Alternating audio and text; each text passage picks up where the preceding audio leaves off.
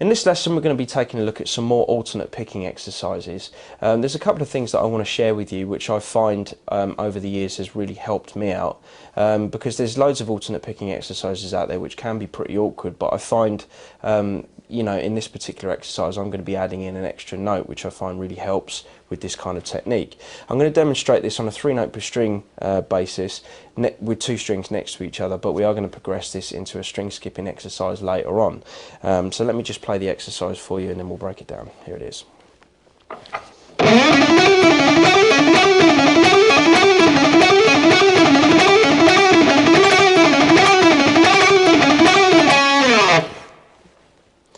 Okay, so initially for the first part, it's going to be going up 5 notes, down the same amount of notes, and then up 6. So it might sound a little bit odd, but adding in the extra note for me helps me a hell of a lot with changing between strings, because initially I started doing a lot of exercises which were kind of, you know, Paul Gilbert inspired exercises that did this kind of thing.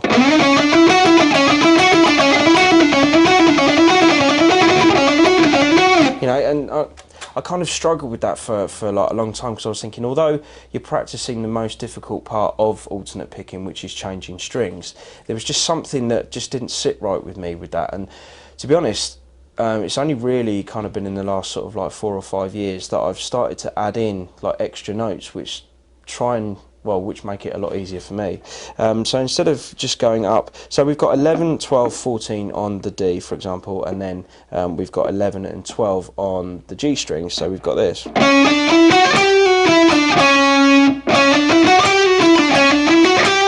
Now the reason why this is so helpful is because when you pick as far as the 12th fret on the G string, when you come back you pull off to the following note, allowing time for your right hand to get to the next string lower down. So if you look closely,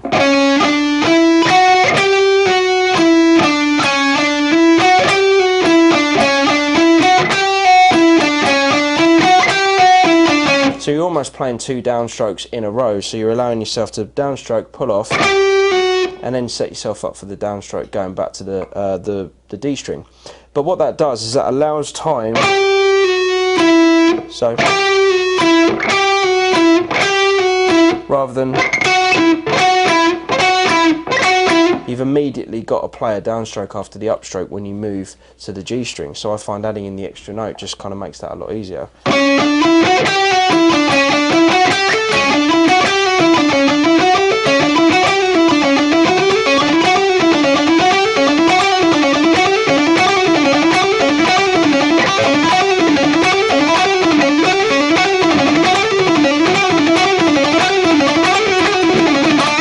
You know, and then you can start improvising, you know, doing different things. But initially I discovered that was a really good way of being able to, you know, change between strings, especially when you do longer runs. Like for example, that's the sort of middle of a D major,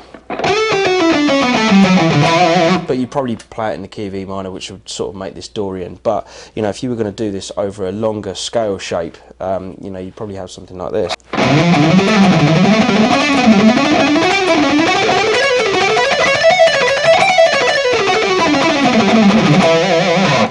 So again, you know, you'd be able to move a lot smoother between scale shapes, and it kind of throws a bit of a curveball timing wise, because it does sort of catch up with itself in the end, but you're not just playing strict 4s or 3s or anything like that, or groups of 6. You're playing sort of like group of 5, then group of 6, then group of 5, group of 6.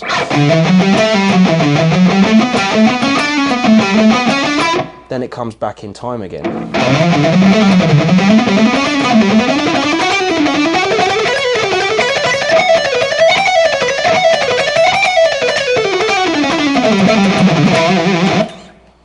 Okay, so that's also a good technique when you're descending as well, because you're actually using that pull-off technique on each of the strings coming down. So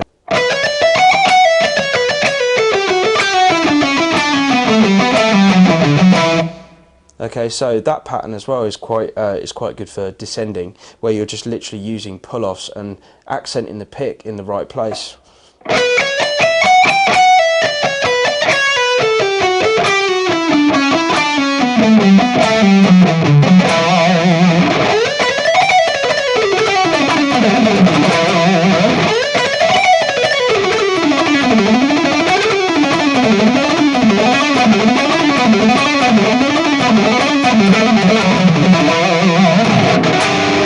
and it really helps with, you know, being able to sort of like change. Adding in that extra note for me just makes alternate picking so much easier to do. So which brings me on to the next progression that we're going to be working on, just really isolating that technique. So I'm just going to play through the progression that I've figured out for you, and then after that we'll break it down. So here it is.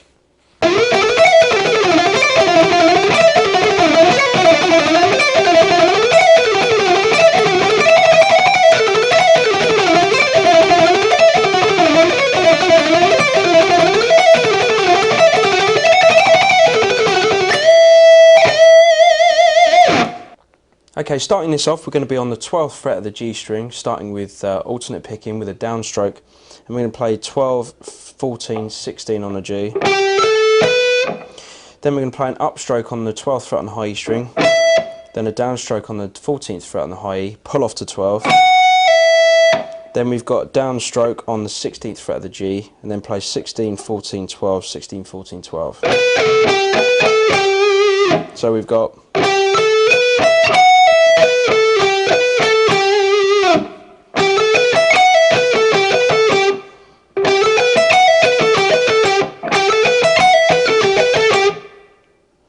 Then moving to the next position, we're going to play the same pattern but from the 9th fret on the G string. So 9, 10, 12 on the G.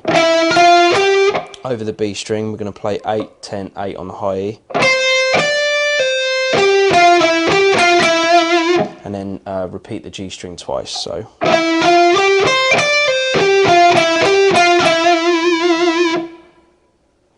then we're going to go up 2 frets and play exactly the same pattern.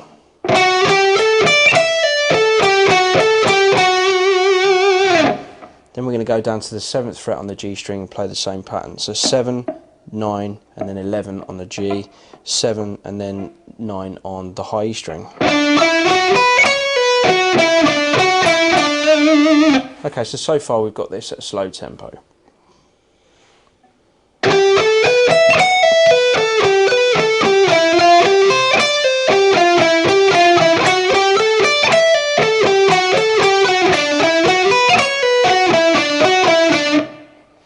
Then we're going to move up to this position, which is, again, we've already seen this. So it's 9, 10 and then 12 on the G string, and then 8, 10, 12 on the high E string. Then back to the original position that we looked at. And then back to 11, 12, 14 on the G. And then 10, 12, 10 on the high E string. And then to finish off, we're going to have this.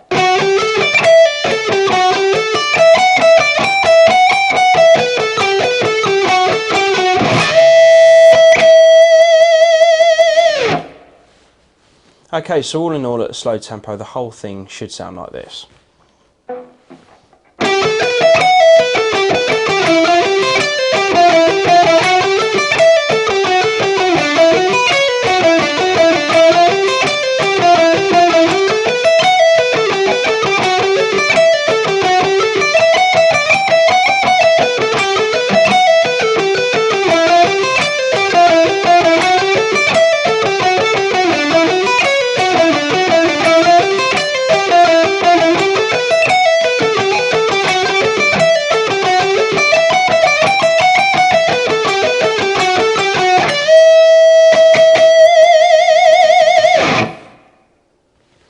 Okay, some of you might be interested in the chord progression that is actually behind that. So here it is. We're going to start on E, then down to C, then D, then B, then up to C, E, and then to D.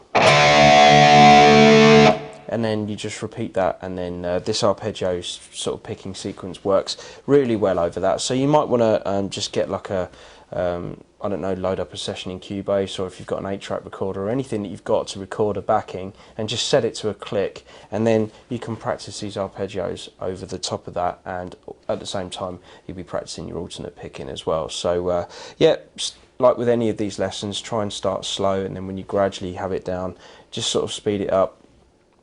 And yeah, hopefully by the end of learning stuff like this, you'll be ripping away at probably 200 beats per minute. So yeah, just learn this stuff, and then yeah, burn away. Why not?